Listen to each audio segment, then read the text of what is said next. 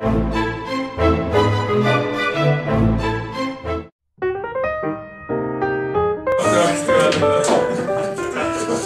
tästä tulee toimiva setti.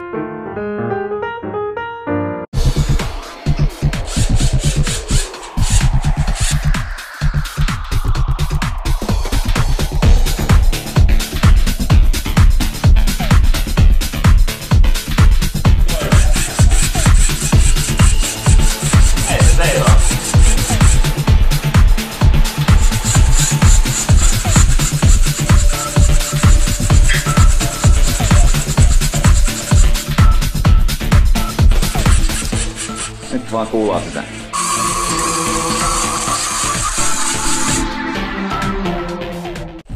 Niin, tässä on Houston Shooting Chicken Bot.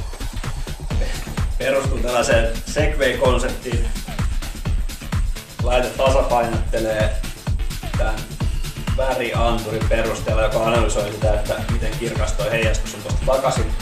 Ja sen perusteella korjaa se tasapainoa.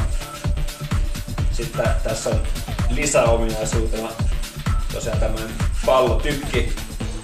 Eli jos tähän tulee metrin säteelle tätä etäisyyssensoria, niin botti alkaa ampumaan ja nauramaan. Mä demonstroin, mä laitan mun käden sen eteen.